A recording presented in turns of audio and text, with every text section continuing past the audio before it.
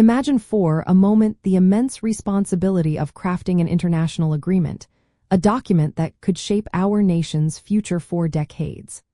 How does such a monumental undertaking, something negotiated at the highest levels, officially begin its journey to become a binding part of our national commitment? The President submits a treaty to the Senate by formally transmitting the document itself, accompanied by a specific request for the Senate's advice and consent to its ratification. This crucial initial step is the official beginning of a treaty's domestic legal process within the United States. This intricate process is firmly rooted in Article 2, Section 2, Clause 2 of the United States Constitution. This pivotal clause grants the President the power to make treaties, but emphatically states this power is only valid with the advice and consent of the Senate. Critically, 2/3 of the senators present must concur. This constitutional framework establishes a vital check and balance on executive power in foreign policy. While the President serves as the chief diplomat, conducting international negotiations, the Senate provides a thoughtful, deliberative review. This ensures that proposed international agreements genuinely align with national interests and possess broad political support across the legislative branch. This shared responsibility helps to guarantee the long-term viability and legitimacy of the nation's commitments on the global stage. The journey begins with the President, often through the Department of State, negotiating the treaty with other nations. After these complex negotiations conclude, the President or an authorized representative signs the treaty. This signature signals the nation's intent to consider the agreement, not yet its legal binding force. Subsequently, the President prepares a comprehensive transmittal package. This package meticulously includes the complete treaty text, often in multiple languages, along with a detailed transmittal letter.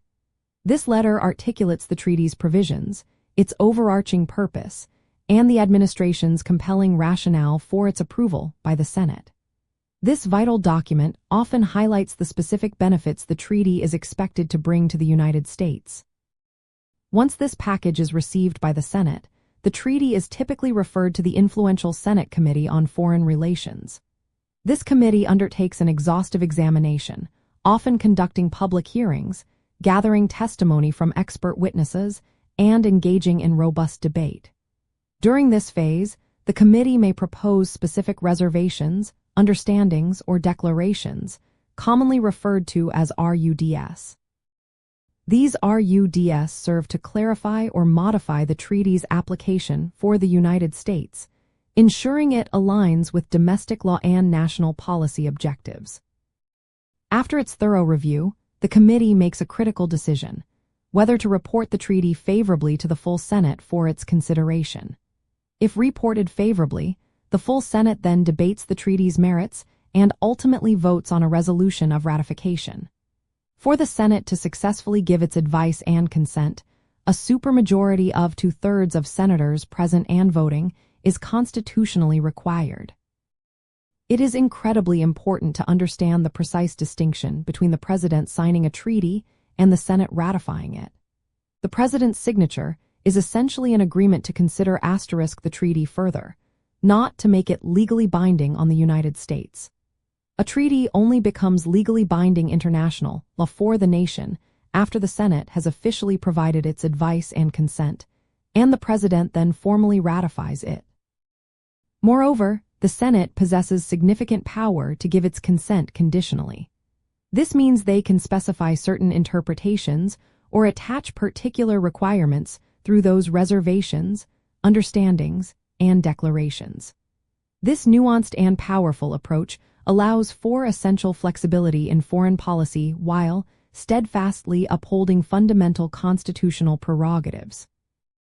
This detailed, multi-stage process of presidential submission and subsequent intensive Senate review guarantees that our nation's international agreements are not only expertly negotiated but also deeply vetted, scrutinized, and approved by a broad consensus. By requiring such a constitutionally mandated high bar for approval, the United States robustly ensures that its solemn word on the global stage is consistently backed by enduring national consensus and unwavering constitutional strength.